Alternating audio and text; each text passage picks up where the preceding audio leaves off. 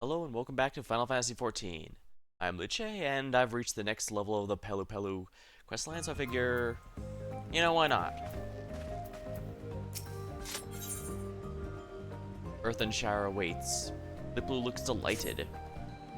Did you hear? Business is booming at the trolley travel agency. Thanks to you and the Hanu, we've been seeing stellar sales, and our new policies are training are all paying off. Not a single one of our customers has been accosted by fiends. Needless to say, yeah, they found the presence of our tour guides turned protectors most assuring. Still, a few issues have come to light. First and foremost, our reach. So far, our tour has been limited to downstream Cosmouca, but as guests have expressed a desire to see some of the region's upper reaches. With that in mind, I contacted Moblu and asked her to gauge how receptive the Moblins might be to the whole tourism concept. We're to hold a meeting to discuss the matter. I'd love you to join us. When you're ready, head to Elders Anuhali's residence in Okanu.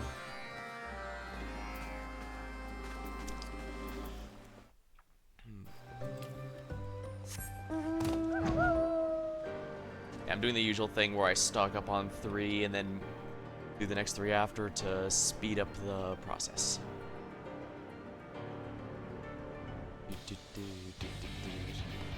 I guess it would make sense. We only have access to half of Cosmouca here. The upper half is understandably a bit of a higher level area. This is kind of a design thing they've had since Heavensward. Actually, even before that. Well, no, because Realm Reborn, there was mostly just some bridges and the characters warning you between higher level areas. Heavensward started having actual walls or cliff faces to prevent you from going to a higher level area too early. Or in some places, just absolute nothing, like in the Sea of Clouds.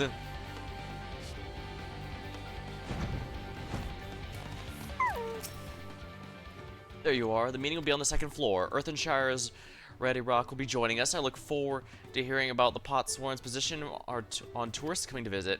Moblu seemed to think artisans were enthused. Still can't but feel nervous. Sounds good to me.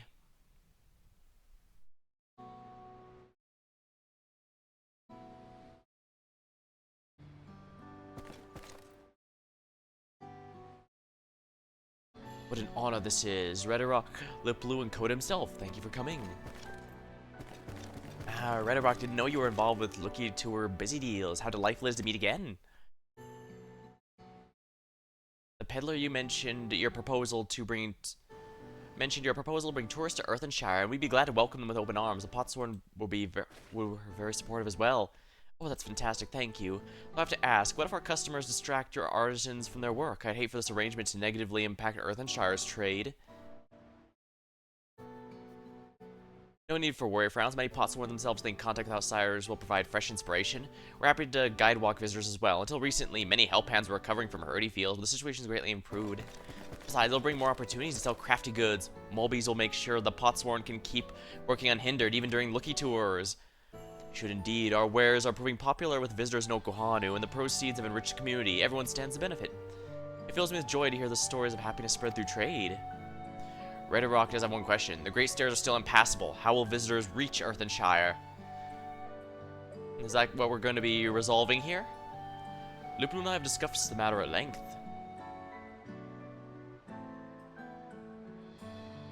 We'll send them over with flying punities. Wait. Punities fly now?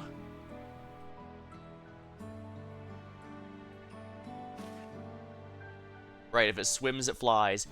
A handful of punity barges ply the waters between upstream Cosmouca and Tuliolol, but there's no direct route to the stream region. The massive waterfall that lies between complicates matters. Traveling by boat, you'd have to head downstream, then join Ukimudu, double back. It's quite convoluted. But there's an alternative, though seldom used since the flight of Wee Wingless was built. Wee Hanu once imbued Puninities with the gift of flight, enabling them to transport passengers over the falls. I suppose I did a boss fight with a flying one in the first dungeon. The method requires vast quantities of reeds, hence why we were unable to employ it during the Rite of Succession. But this might be the perfect occasion to revive the old ways. I see it must be an important catalyst in their magic. Quick jump between Earthenshire and downstream Cosmouca. Ready Rock likes the sound of that.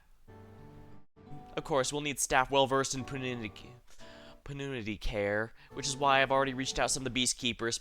Part of me balks the idea of upsetting all the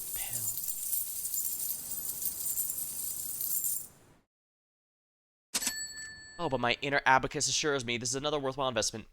Well, as they say, you gotta spend money to make money. There isn't a moment to lose. It's time to take airborne puny travel reality once more.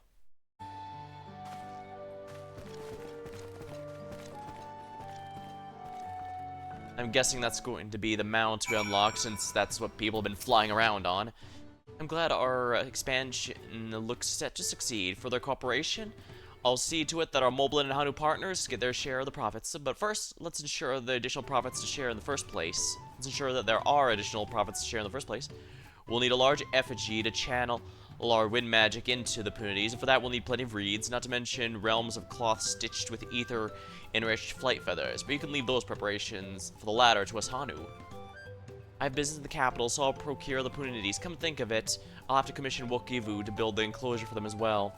Which leads the reeds. I'll read that. I realize this is grunt work, Coda, but permit me to entrust the harvest to you. Speak with Gona Hanu of the Fields of Gold, and he'll point you the right direction. I'd best be off. Let's reconvene later. And I really shouldn't be bringing up the main story so much, but, well, I did keep complaining that the first half during the Rise of Succession, especially the Moblins part, felt like something that really should have been a tribe quest, reputation quest.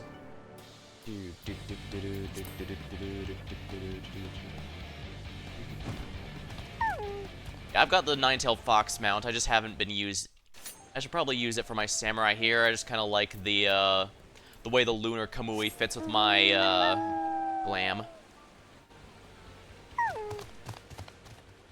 Blue, black, blue, purple. Well met. Zonohali said you require some reeds. The plants nearby are ready to harvest, so feel free to take as much as you need. After all, we have you and your friends to thank for the bumper crop. You know, these days we get plenty of visitors to the field, some even help with the harvest. It's a joy to see, for sure. Anyways, won't be long until the next Ihiana. You can join us again. I should get you to work instead of talking your ear off. Once you have what you need, deliver the reeds directly. I should really do the quests around here more. I get the main story wanted to explore each one, but... well, it's fine when it's a side quest like this. Hence why it's fine just doing busy work. You're just doing... I mean, if you've ever read any of the lore of these reputation quests, you realize, yeah, you are doing basically daily chores to help them out. It's also why they only have like 3 a day. Yeah, they only have so many chores they need from you regularly. The only real exception are the Realm Reborn ones, and that's because you could tell they didn't exactly know what they wanted. The Realm Reborn ones, well, honestly, the Realm Reborn reputation quests all kind of suck, but in their own unique ways.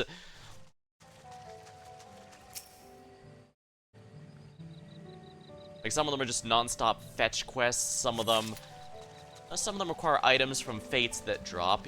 You can tell they kind of dropped that a while to because they needed to find ways to make fates more rewarding than that. Some just require tasks with annoyingly short timers. You can tell they're still learning. But the good news is, if you do focus, because they are one of the few that gives you more than 3 a day. The levels don't scale, so it's not good to help you level jobs, but they will help you gain reputation quicker, and that can be quite helpful. Well, since if you focus one down, they can go very quickly. Although, granted, if you split them, like my friend's been doing when he started a new character, they take about as long as regular ones, if we're honest, so you don't have to worry about that. Up. Oh, it's on the 2nd floor. Here we are. Oh, hello there, I hear you might have some reeds for me. Lush green reeds. A bunch of ether-rich reeds plucked straight from the paddy. I finally got around to doing the Doman restoration, and part of that is dealing with their rice paddy fields. So, rest assured, I've had a lot of farm experience lately. Well, that and the, what's it called?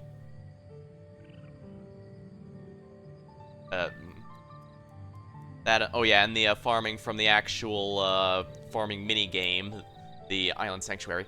I was expecting stall, thank you. Together the reeds my fellow Hanu have collected, this should be enough to construct the effigy. First up would be to dry the reeds with a little help from wind magic. Once the effigy itself is complete, there would be all that'll left to do is swaddle it in the special cloth.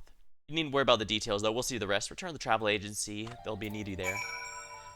If I remember right, the Ananta, the snake, serpent people in Stormblood areas, they actually do something similar.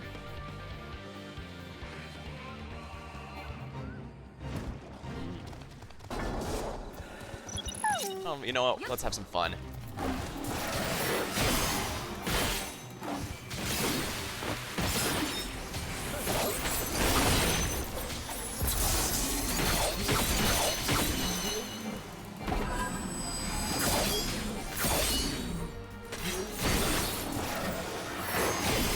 Oops, I got the position wrong there.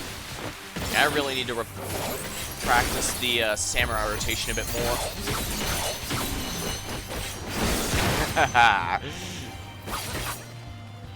believe Viper is currently the strongest melee, but Samurai is right behind him. And Samurai do have a few perks that Viper do not. First of all, they have a defensive skill that can mitigate a bit of damage. For example,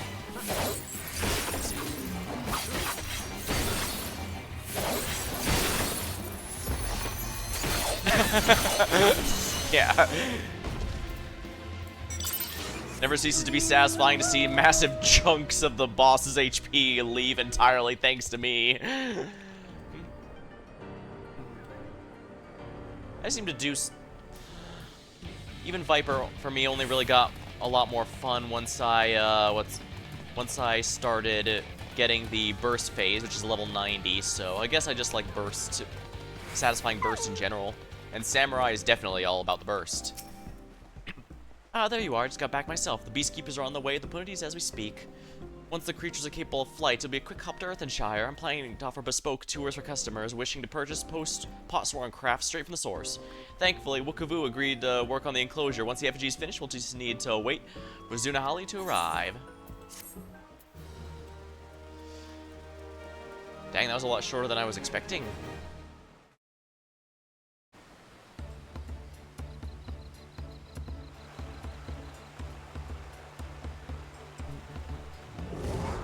What was I talking about, the Ananta? Oh yeah, they have elephants that fly, and they do something kind of similar. They basically stitch some flying carpets onto them to imbue them with power for a flight.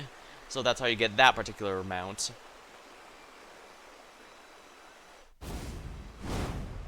Divine Wind, lay claim to the effigy. Grant these waterbound beasts the gift of flight.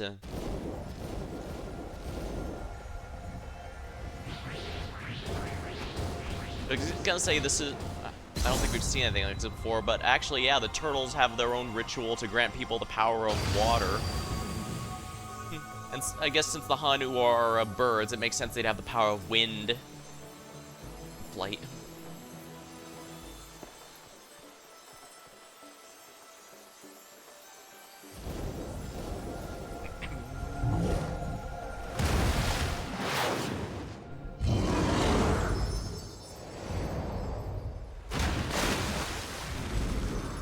That's actually pretty nice. It really does feel like they've been really pushing the... And remember, this is a side quest, so I'm really glad they put the effort to make the full animations like that.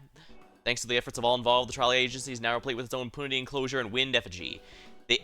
With the aid of the flight-imbued aquatic creatures, visitors may now reach the upper reaches. Yet, as the agency continues to broaden its horizons, you will need to ensure the business keeps pace. And that is why I help with the daily chores, at least until they max out reputation. In that case, that's, it becomes their problem again. Although I suspected. Although I guess one could also argue that at that point I've already done all the hard legwork.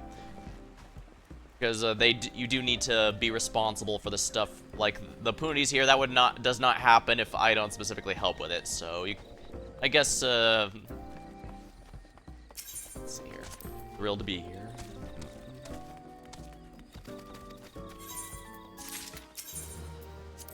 Canvassing.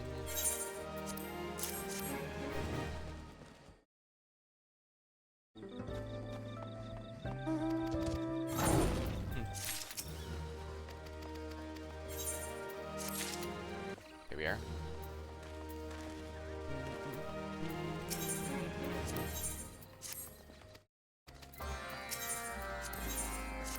Might as well do some of these. I've got a bit of extra time.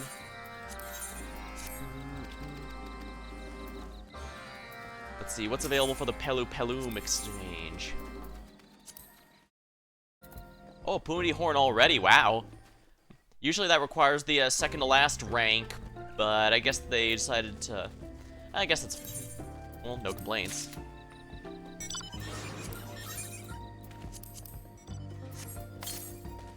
I wish the reputation mounts played the theme of the, okay, here we are.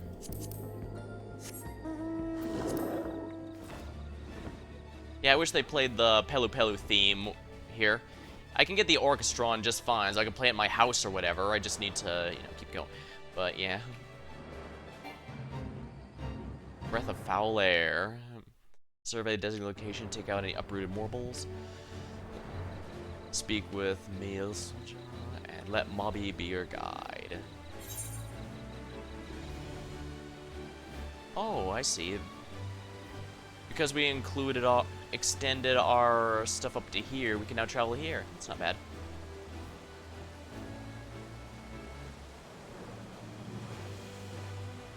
I guess we're going to talk about things I did like about the story. I did quite like how the Punity that Erenvel worked with did a nice job of showing off just how good he is with animals and such. It's also why so many speculate he might end up a Beastmaster or a trainer or something after this.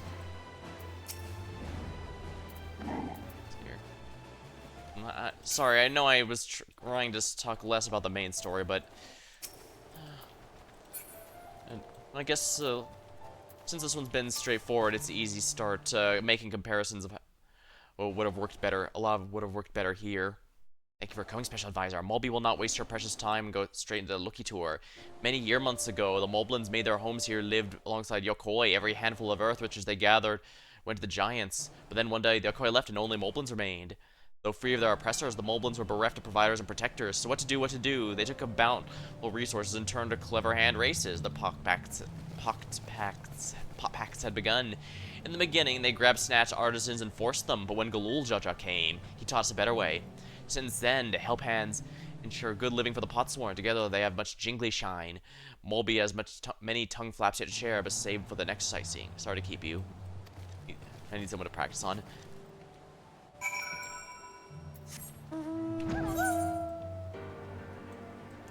Alright, so time to take out the Morble that's here.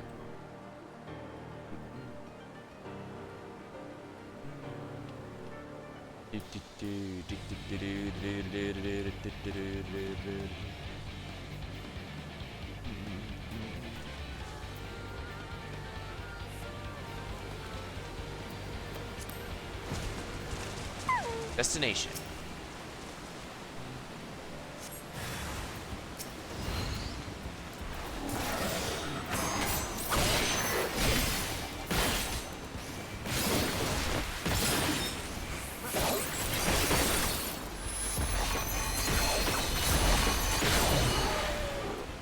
Wow.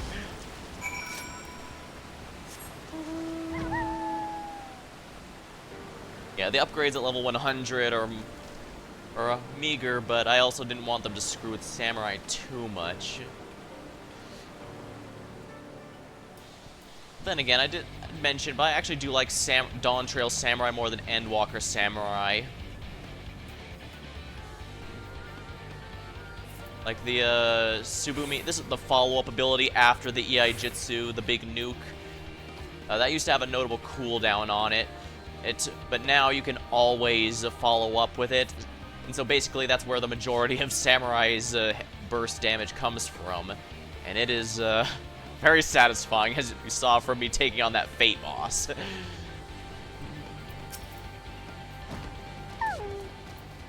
On that note, you'd probably think I hate Fates after grinding up that Sugar Glider mount. Yeah, this one. Because this took well over a month of grind. And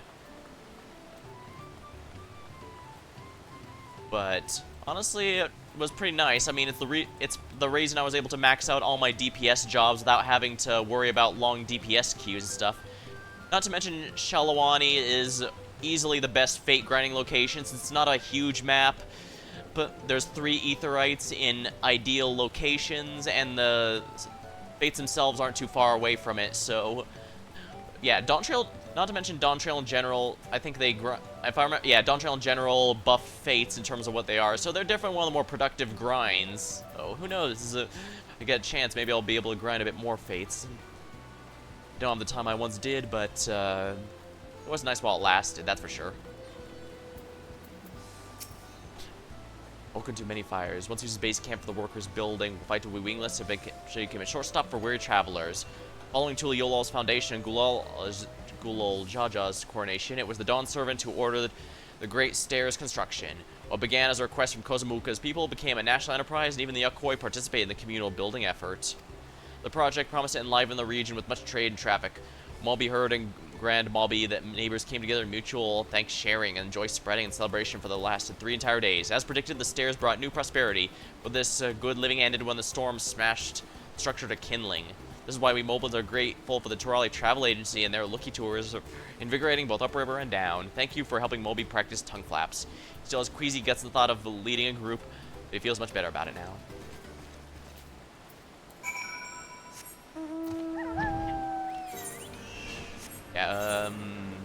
Yeah, this is originally where the, staircase was, but as you can see, it was destroyed. Pretty thoroughly, actually.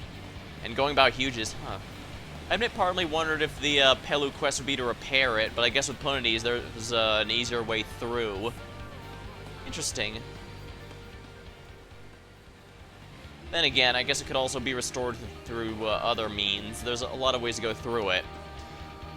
Like, Mordona and Idleshire are the ending areas of Realm Reborn and Heavenlord respectively. They look impressive now, but when the game first released their respective expansions, they were basically just a hole in the ground with an Aetherite there, and through patches, they gradually increased. It's pretty neat, and it's genuinely a shame you can't see it anymore. They tried something similar with the Ishgard restoration, but again, if you go there now, you'll just see the end result. You don't get to see how it happened over time. However, they did make the Doman restoration. I think I mentioned doing Doman restoration a bit earlier in the recording here. That's actually done through the player actively participating in it. And if you've completed that in Stormblood to unlock that, I recommend it. That donation box may seem small, but it really can help you make a lot of money without much effort. It basically doubles the value of those gold bags that you usually you're just supposed to sell to NPCs for money.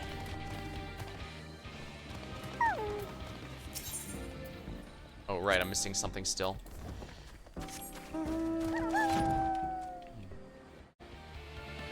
I'm hoping they do something similar with some of the other areas, that's for sure.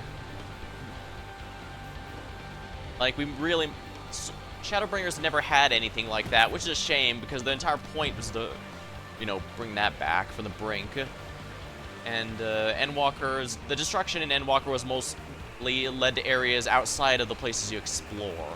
The devastation was there, and you do make things to fix it, but it's mostly just, an extension of other things that are already going to be there, I guess. What's this? You'll be our rider today? Good, good. Glad to have you aboard. I'll need you to hop straight in the Punidity and take yourself where our customers are enjoying the marvels of breath between. When you find them, have the mount show off Bosom Brook move. The people will love it, and the Punidity gets to enjoy some much-needed water play. Once you've finished entertaining the visitors, hop off and report directly. Don't worry, they're trained to come back here to me.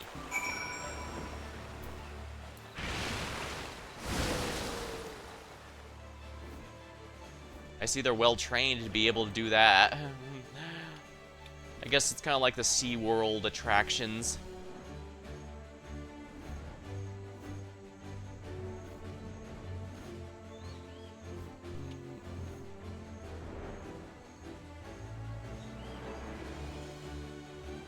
Did mine have that? I'm pretty sure it did, yeah. Hold on. I want to do this first. Basically, for these quests where you... I do like that they let you preview the mount to try it out, decide if you want to buy it.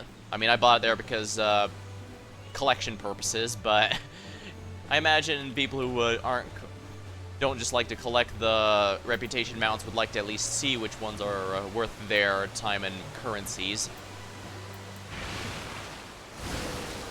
What a stunning display. I can hardly wait to share tales of this magnificent piece with my kin back home. Thank you so much.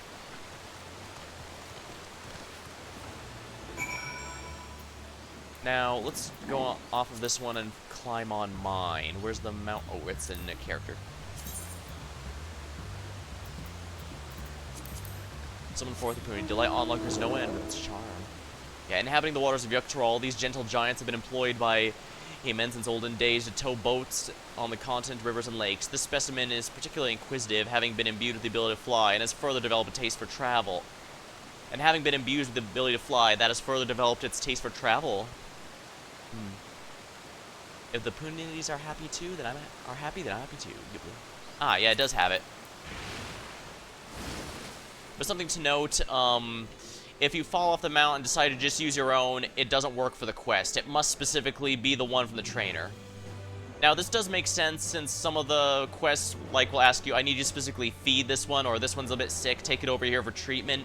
In which case, yeah, it makes sense, you only need one specific one, but, like, for something like this one here, it is a bit silly, I think.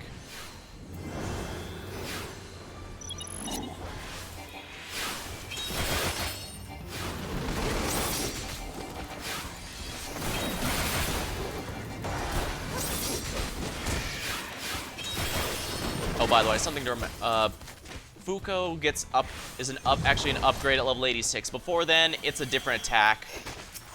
A lot of the AoEs got changed a couple an expansion or two back to make them line AoEs instead of, to make them circle AoEs instead of a cone or line.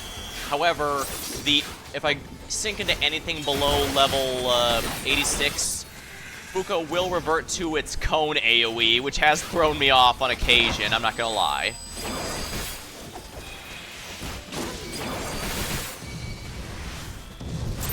Here we are. No reason not to do these fates when I ever get a free moment. But time to turn these in and get my gear repaired.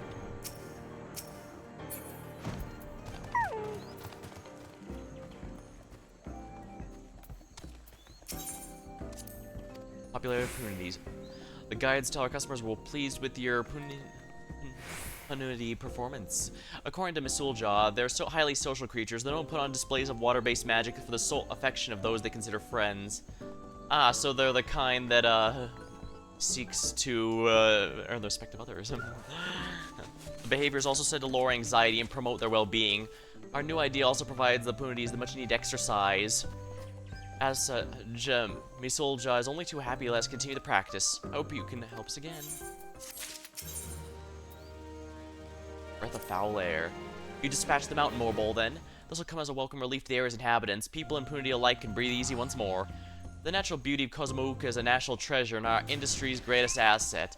It's in the agency's best interest to heed the warning calls of our neighbors, and do all we can to keep the beauty unspoiled. Your assistance is appreciated. We'll keep watch for further incursions and may need your help again if the pests rear their persistent heads.